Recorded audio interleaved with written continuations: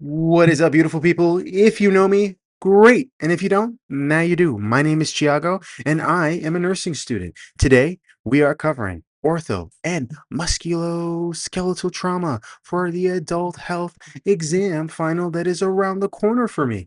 All right, so the main areas that we're covering today are going to be fractures and neurovascular checks, casts and traction and fixation and pin care and compartment syndrome and fat embolism and VT and PE and rhabdomyolysis, okay, pelvic and hip fractures and all the fun of all ortho, okay? And I want to frame this clearly. The beginning, okay, of ortho is not just bone stuff, all right? Ortho is a limb, it's perfusion, it's breathing and bleeding and equipment safety, infection and pain and mobility and skin, okay? The question may say fracture, cast, traction, hip repair, or amputation, but the nursing decision is usually one layer deeper.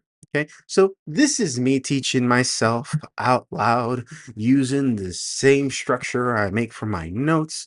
Okay, and I need the conditions to become a patient picture, what is happening, what it does, and what it looks like, and etc.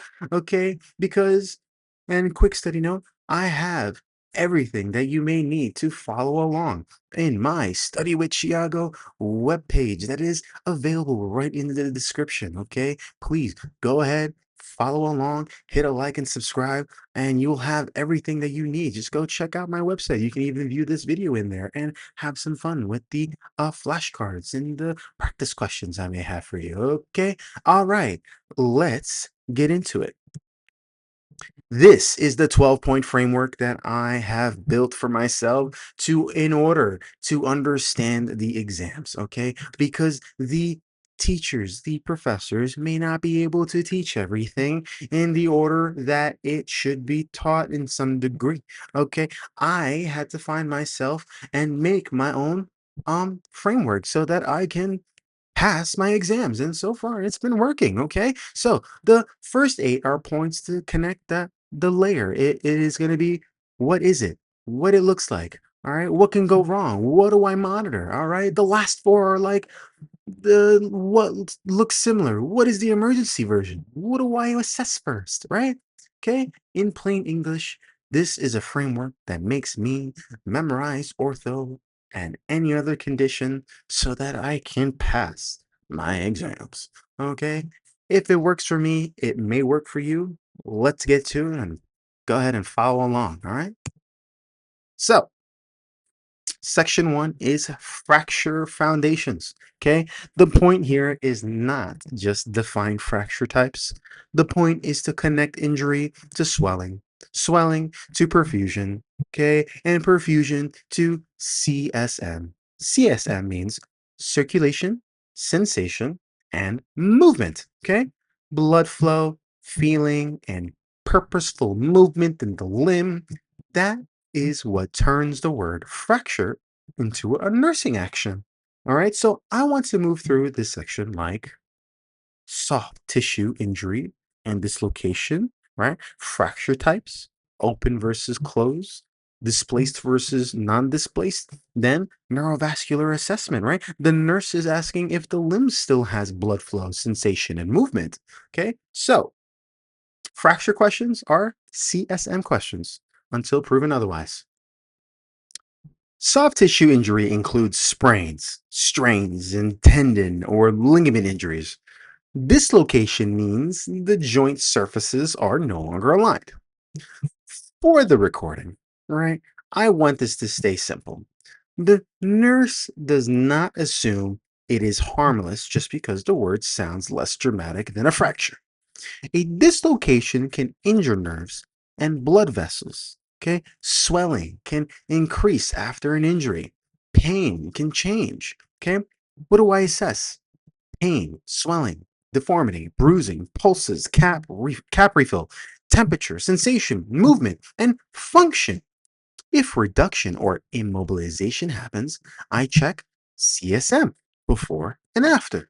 Okay, the teaching is usually rest and protection. Okay, follow the plan for ice, and evaluation, avoid weight bearing if ordered, and return for worsening pain. Okay, numbness, tingling, coldness, color change, or inability to move. All right. Check this out. If the joint is out of place, the nerves and the vessels may be angry too. Damn. All right, that's a good one. A fracture is a break in a bone. Open means skin is broken and infection risk rises. Closed means the skin is intact. Displaced means alignment has shifted. Non-displaced means the bone is broken but is still lined up. Complete versus incomplete tells me how far the break goes through the bone. Complete goes through. Incomplete does not go all the way through. The manifestations can include bruising and swelling, deformity, tenderness, crepitus, muscle spasm, loss of function, and inability to bear weight. The treatment may include reduction, casting or splinting, traction, internal or external fixation, pain medications, and sometimes muscle spasm medications, right? Such as Robaxin, right? If ordered. Okay. Nutrition also matters for healing, proteins, fluids, or if allowed, right? Calcium and vitamins, all right, can show up because bone and tissues need building material, right? So, but the nursing lock is CSM, right? Circulation, sensation, and movement. I want to make that real. So, circulation is pulses, cap refill, color, warmth, and blood flow. Sensation is numbness, tingling, or feeling changes, right? Movement is where the patient can move the fingers or the toes on purpose, right? The 5 P's are pain, pallor, pulselessness, paresthesia, and paralysis, right? But I do not treat them like a checklist. I wait to complete. Okay. Pain out of proportion matters because compartment syndrome can start with pain that does not match the expected injury or does not respond to usual relief, right?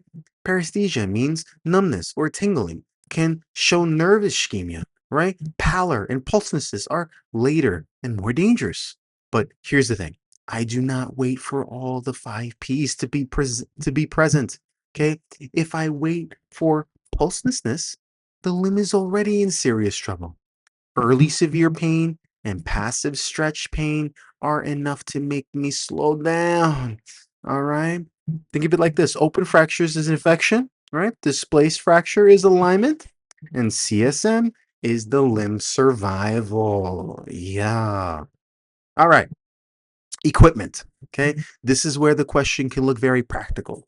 A cast, a traction setup, an external fixator, or a pin site, but I still want to ask the equipment is supposed to be protected. Okay. I need to protect. The cast protects alignment, but can hide swelling, right? Traction protects alignment, but by pulling. So the weights have to hang freely, right? External fixation stabilizes bone with hardware through the skin. So infection and pin care matter, right? So think of it like this. Equipment is not uh, decoration. Every device has a job and a danger. All right. So, cast care is one of the clearest ortho priority patterns. Okay. The cast holds alignment, but swelling inside is rigid. Casts can compress vessels and nerves. So, the patient with severe pain, tightness, numbness, tingling, pale, or cool fingers or toes, weak pulses, and delayed cap refill or inability to move needs neurovascular thinking. Okay. In plain English, a tight cast can turn a bone problem into a blood flow problem, right? So, what does the nurse do? They assess distal CSM, right? Elevate as ordered during the early swelling window. Keep the cast dry. Protect the skin edges. Do not stick objects inside the cast. Okay. And report signs of compromised perfusion. Okay. The trap is giving more pain medication when the real problem is pressure. Okay. Pain medication may be ordered, but if the pain is out of proportion or unrelieved, I need to assess the limb and escalate. Okay. Cast pain is perfusion until proven otherwise. All right. So, traction uses pulling force to maintain alignment, reduces spasm, and support fracture care. The lock is simple. Weights hang freely. They should not rest on the floor or the bed. The rope should move through the pulley, right? The patient stays aligned. The nurse does not remove weights unless there is a specific order or an emergency protocol. Okay? With skin traction, I watch skin, heel pressure, circulation, and slippage. Okay? With skeletal traction, pins enter bone, so pin site care and infection monitoring matter. If the patient reports pain and traction, I do not just assume the pain is expected. I check alignment, okay? The weights, the pulleys, the skin, and distal CSM. If the weights are not hanging freely, the equipment is not doing its job, okay? Traction only works if the pull is still pulling. External fixation stabilizes bone from outside the body using pins and frames, right? Internal fixation uses hardware inside the body, like screws and rods, plates, or nails. Okay? The nursing thought is twofold. First, is alignment and perfusion protected? Second, is infection starting? So, pin sites create a pathway through skin. That means pin care follows the order protocol, and I watch for redness, warmth, swelling, increased pain, odor, fever, especially thick yellow or purulent drainage. Okay. A little crusting may be expected depending on the policy and healing stage, but thick yellow drainage is reported and as assess sign, okay? Not a wipe it and move along. All right. But here's the thing, hardware questions can look like dressing questions. I need to ask what the dressing finding says about deeper infection, bone involvement, or device failure, right? Hardware holds bone still, right? Skin breaks invite infection, and watch the pin sites, okay? Okay, remember what I said? Ortho is not just about bones, okay? There's complications. All right. So in this section here, all right, the topic stop being about orthopedic and becomes perfusion. It becomes breathing, kidney protection, and infection and shock. Okay, so the big ones are compartment syndrome, fat embolism, VTE, and PE, rhabdomyolysis, open fracture, infection, or osteomyelitis. Okay, so compartment syndrome is a pressure inside a tight muscle space, right? Cutting off blood flow. Fat embolism is fat from the bone marrow, creating breathing and brain symptoms after a fracture. VTE and PE are clot problems, right? A clot in the vein and a clot moving to the lungs. Rhabdomyolysis is muscle breakdown, releasing myoglobin that can damage the kidneys. Okay? Complications are where bones turn into body system troubles. Compartment syndrome happens when pressure builds inside a closed muscle, right? Compartment. Okay. So, compartment syndrome. The fascia does not stretch well, right? So, swelling compresses vessels and nerves. Blood flow drops, tissue becomes ischemic, right? The earliest classic clue is severe pain out of proportion, especially pain with passive stretch. Okay, paresthesia can happen, pallor, paralysis, right? And pulselessness are later findings. The nurse needs to keep the limb at heart level, okay? Not high above the heart because excessive elevation can reduce arterial flow. Avoid ice because vasoconstriction can worsen perfusion. Remove or loosen constrictive items if that is within the scope and ordered context, right? Notify immediately and prepare for pressure measurement or a fasciotomy, okay? This is not routine pain management. This is a limb ischemia, okay? Compartment syndrome is a swelling room with no exit, okay? The pressure rises and blood flow falls. Okay, so the cascade is like this, all right, for compartment syndrome. It starts with swelling, bleeding, or a fracture, increases pressure inside the tight compartment. The danger is blood flow stops, nerves and muscles become ischemic, pain escalates, right? Passive stretch hurts, the limb can be damaged permanently. So the nurse breaks it like this. It checks CSM. It recognizes pain out of proportion. Keep the limb at heart level, right? Avoid ice and unnecessary elevation. Notify immediately and prepare a fasciotomy if ordered. Okay, this is why I do not want the words pain medication to be the first reflex when the stem is screaming perfusion. Okay, pressure in the limb steals perfusion in the limb.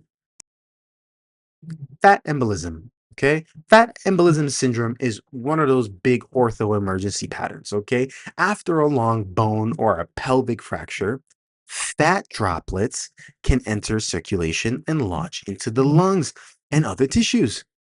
The patient can develop respiratory distress, low oxygen saturation, tachypnea, tachycardia, confusion, restlessness, and petechia. Okay, the classic triad is respiratory changes, neuro changes, particularly rash. The timing is often within 1 to 3 days after injury. But the safer nursing thought is the pattern, right? Fractures plus breathing plus brain. What do I do? We oxygen, airway support as needed, right? Notify, monitor oxygen and ABGs if ordered, right? ABGs are arterial blood gases. So that is one way that the team can measure how oxygen and ventilation are doing. Okay. I also maintain perfusion and prepare for higher level support. Prevention is early fracture, stabilization, careful handling, and mobility support.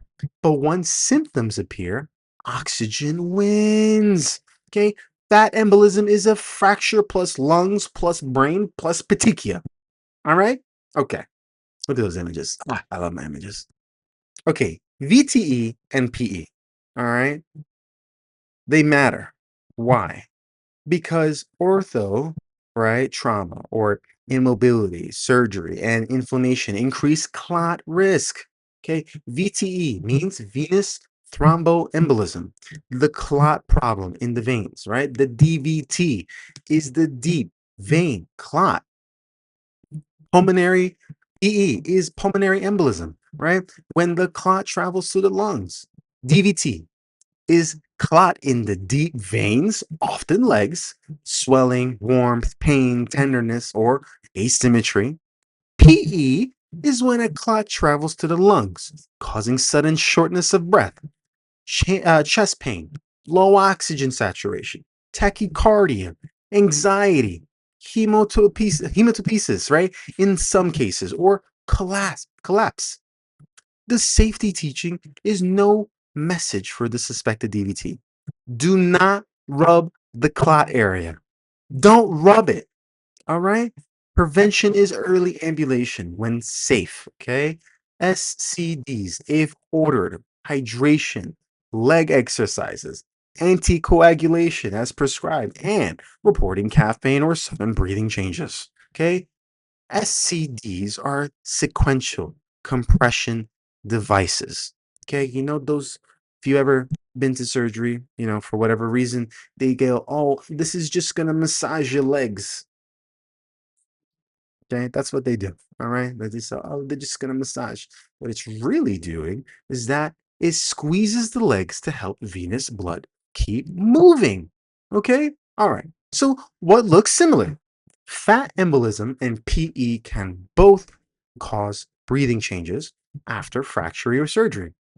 Fat embolism is more tied to long bone marrow, fat, and neuro changes with petechia. Okay, so PE is clot logic and may follow DVT signs. Here's your hook. DVT is a leg clot. PE is a lung consequence, right? Do not massage the warning signs. Don't massage it, okay? All right, rhabdomyolysis is muscle breakdown, okay? Damaged muscle releases myoglobin and other intracellular contents, right? So myoglobin can cause what?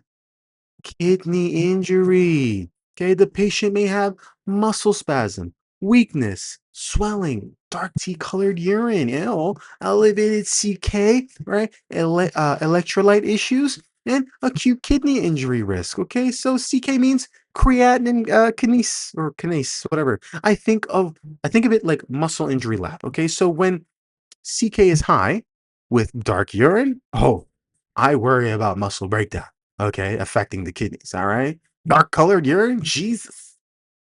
So, in ortho settings, I think crust injury, right?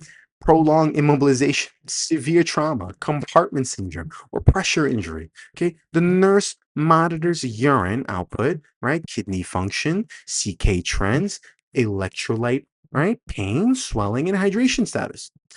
Intervention usually center on the IV fluids as ordered. Okay, monitoring for electrolyte problems, protecting kidney perfusion, and treating the cause. The trap here is missing the dark urine as a kidney warning. Okay, muscle breaks down, myoglobin spills, kidneys pay the bill. All right. Open fracture means the skin barrier is broken, right? That creates infection risk. If the infection reaches the bone, there you have it. Osteomyelitis can develop. So the nursing picture is not only cover the wound, I think sterile protection, tinnitus status as ordered, right? Irrigation or debridement, antibiotics therapy, and possible surgical wound management. Okay. So from my recent teachings, right? The pattern is contamination, control first, right? Then watch for infection, moving deeper. So the clinical picture can include fever, deep bone pain, swelling, redness, warmth, drainage, delayed healing, elevated inflammatory markers, and systemic symptoms. Okay, the nurse watches the wound, pain pattern, temperature, drainage, and response to antibiotics. What do I do? Protect the wound. Follow sterile technique as ordered. Give antibiotics as prescribed. Monitor labs and culture. Okay, control pain and teach the patient to report worsening drainage. Okay, fever, redness, swelling, or deep pain. Okay, remember, open fracture opens the door to what? Infection. Okay, prevention is closing that door fast. All right. Okay, pelvis, hip, and femur. All right. This is where ortho becomes hidden bleeding. All right. That's what I want you to think about. Okay. Older adult risk, early mobility, delirium prevention, clot prevention, lung protection, and pain control. Okay.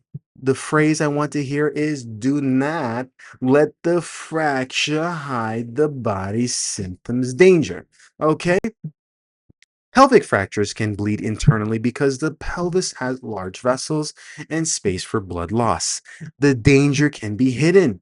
So I watch for blood pressure, heart rate, skin signs, mental status, pain, okay, abdominal or pelvic swelling, bruising, urine output, and urinary injury clues like blood at the medius or the hematuria, depending on the scenario, right? The nursing priority is not just pain. It's shock recognition and stabilization. Okay. If the patient is hypotensive, tachycardic, pale, cool, confused, and worsening, I think bleeding and perfusion. Okay. So pelvis can hide blood, right? BP and pulse tells the truth. Hip fractures is common in older adults after falls. Okay. The classic picture is pain, inability to bear weight, and the shortened external rotated leg. Okay. Surgery often allows earlier mobilization than prolonged traction. That matters because immobility creates its own cascade, right? You have pneumonia, DVT, pressure injury, constipation, weakness, and delirium. The nurse monitors pain, neurovascular status, dressing drainage, hemoglobin and hematocrit, right? Hematocrit and oxygenation, right? The lung sounds, the mental status, urinary output, skin, mobility, tolerance, and the VTE prevention, okay? Post-op hip care also has positioning rules, okay? Depending on the repair and the surgeon order, I may see abduction, pillow or pillow pillow or pillow between the legs, right? avoid crossing the legs, avoid adduction, and avoid bending the hip past the ordered limit, right? PT, OT, a trapeze, a walker, cane, crutches, and early safe ambulation are not extras. They are how the patient avoids the immobility complications. And the teaching is to use the device the way PT taught it instead of improvising, okay?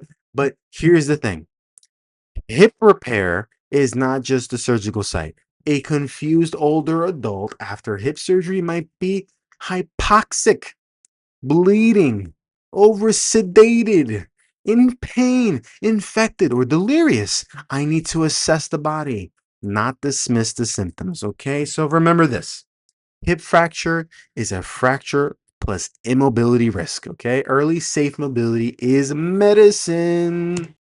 All right, so here is the hip repair cascade, okay? Hip fractures and surgery create pain, immobility, sedation exposure, and vulnerability. The danger is breathing gets shallow, venous stasis rises, right? Skin pressure builds, constipation happens, strength drops, and delirium risk increases.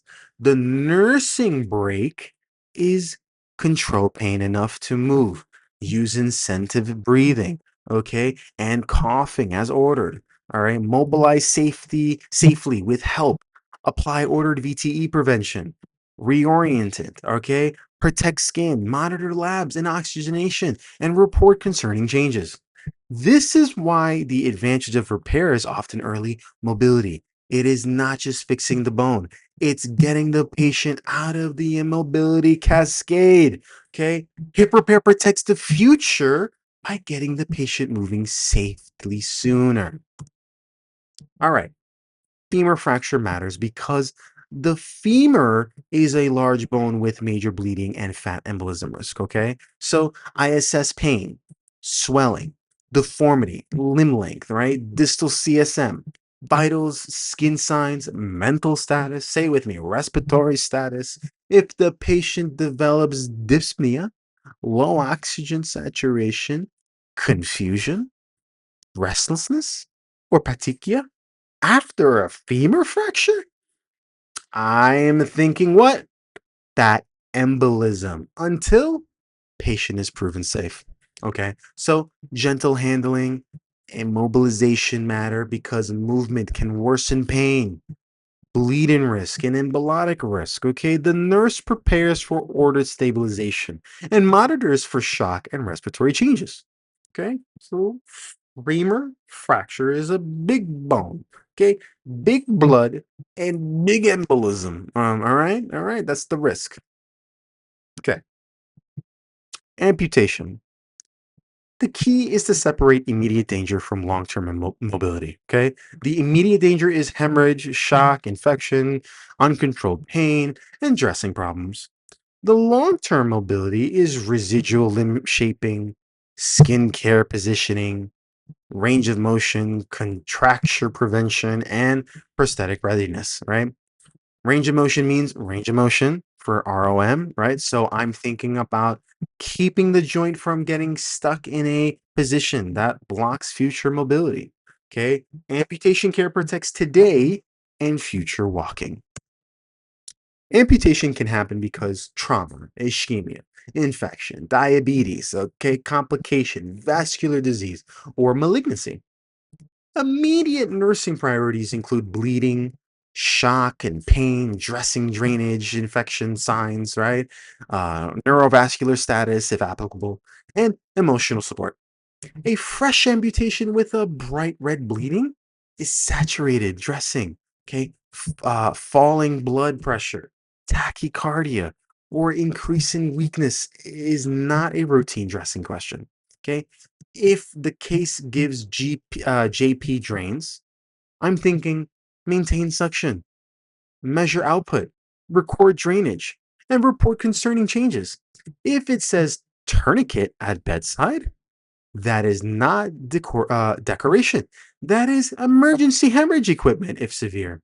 Okay? Bleeding happens. If it says removable rigid dressing, I think wound protection, edema control, and residual limb shaping for future prosthesis. Okay, the residual limb needs shaping, the skin protection, and monitoring. The patient also needs teaching that the phantom pain is real. It is pain perceived in the missing limb because the nervous system is still maps that pain. Okay, so bleeding first, pain is real, and positioning protects the future. Okay, residual limb care is about skin shaping, comfort, and future prosthetic use, right? So teach daily skin inspection, especially for redness, breakdown, pressure areas, drainage, odor, pain. Keep the limb clean and dry. Use stump stocks, right? Shrinkers, rigid dressings, or wraps as ordered, right? If wrapping is ordered, the course case emphasizes figure eight style shaping instead, okay?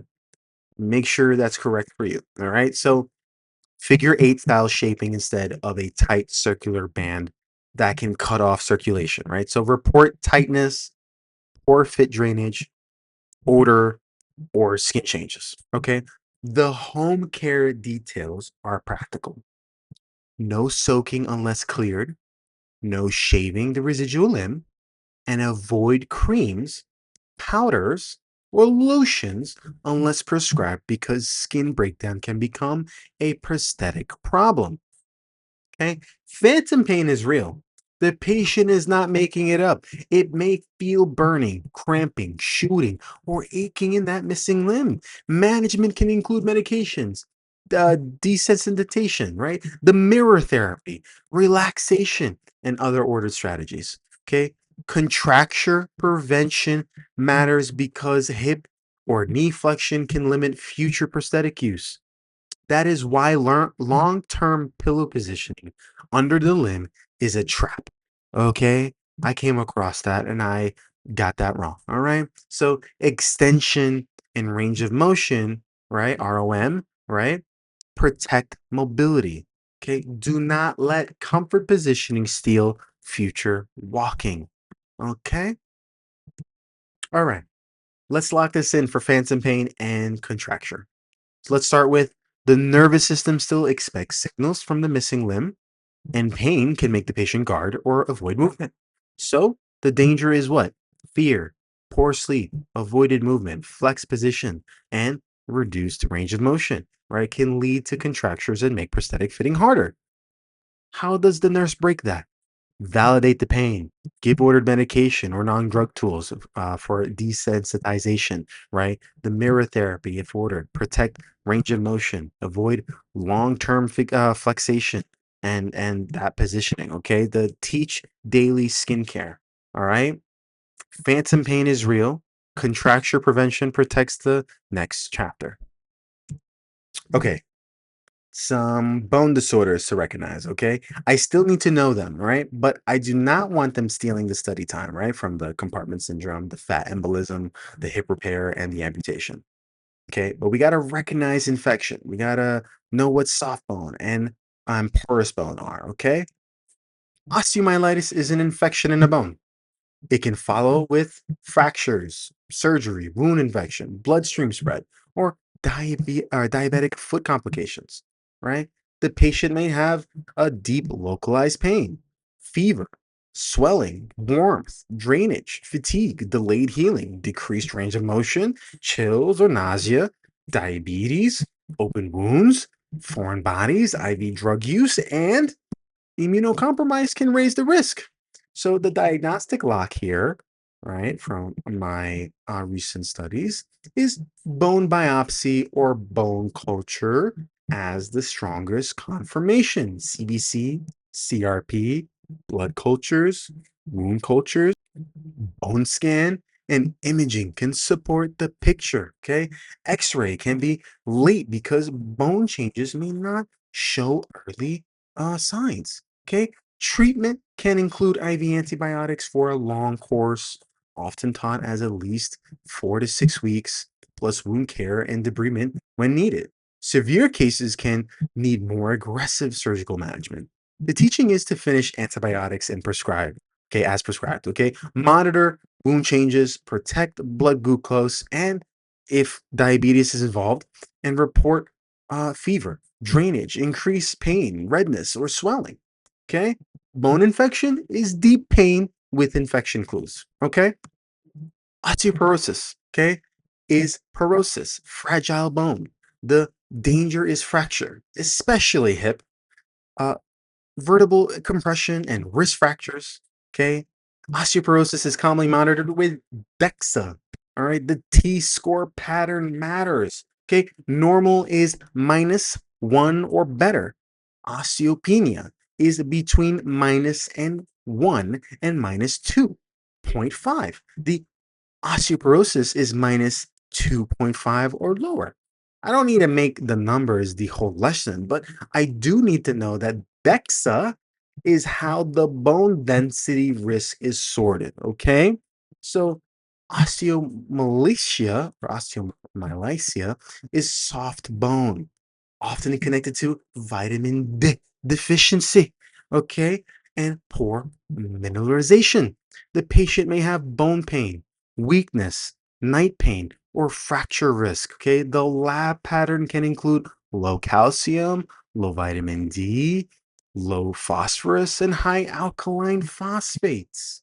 Okay, for both nursing teaching, okay, include fall prevention, safe footwear, home safety, weight bearing activity if appropriate, calcium and vitamin D as ordered, right? Protein and fractured healing nutrition, right? Medication adherence as prescribed, okay? And reporting new pain or falls. Exam questions may angle it in prevention, okay? So after hip fracture or osteoporosis diagnosis, I should be thinking about the next fall, not only the current injury, okay? Osteoporosis is porose, okay? Osteomalacia is soft, all right? Both need fall prevention. All right. Let's recall here, okay? Tight cast with unrelieved pain is perfusion until proven otherwise, right? Okay. Compartment syndrome is limb ischemia. Fat embolism is breathing in brain after a fracture, okay? Pelvic fracture can hide bleeding. Pin site infection can move deeper. Fresh amputation bleeding can become shock. Okay. The recall move is to say the body systems. Okay. So what if we say tight cast, limb perfusion, fat embolism, lungs and brain? What about pelvis? Oh, we're thinking about blood pressure. What about pin sites? We're thinking about infection and amputation, bleeding, circulation, right? Hip repair confusion. We're thinking about oxygen, perfusion, pain, medication, delirium, and infection. All right. These are the wrong answer type traps, okay, that I came across. The biggest one is more pain medicine first, when the pain pattern is screaming perfusion, okay? Another is massaging a calf with DVT if suspected, okay? Another is lifting traction weights without an order. Wowzers, okay? Another is treating hip repair confusion as baseline aging before checking oxygen, perfusion, pain, medication, effects, and delirium. The trap pattern is simple. The wrong answer treats a danger sign like a comfort problem, okay? So, this is the whole ortho map, all right? Let's start. Bone injury, surgery, equipment, hardware, swelling, immobility, pain, or open skin. What are the dangers? We got limb ischemia, breathing compromise, hidden bleeding, right? Infection, clot, skin injury, constipation, delirium, contracture, or loss of future mobility. Well, how does the nurse break it? It's CSM, oxygenation, perfusion, equipment safety, infection monitoring, mobility, skin protection, teaching, and escalation. Okay. If I can keep that map in my head, ortho stops being a list and becomes a clinical decision tree. All right. That is it, everyone. Ortho and your a beautiful crash course that I have for you. The final lock is this. Do not stop at bone. If the question says cast, think perfusion. If it says traction, think alignment and weights. If it says fracture plus dyspnea, think of breathing. If it says pelvic fracture, think of hidden bleeding. Okay. If it says hip repair, think pain, mobility, lungs, clots, skin, and delirium. Okay. If it says amputation, think bleeding and now future mobility later. Okay. This is the map I need for me. Okay. This is how I study. All right. Thank you for studying with me. Use my notes, pause the video, test yourself, and keep making the picture clearer, okay? If this has helped, check out the description, look and follow along the resources I provided. Hit a like and subscribe, okay? I'm building this as I am studying. So the feedback helps me know what makes the next thing to build, okay? And how I can improve and be better for you and for me. All right? I'll see you on the next one. You got this. I got this. We got this, okay? Tiago out.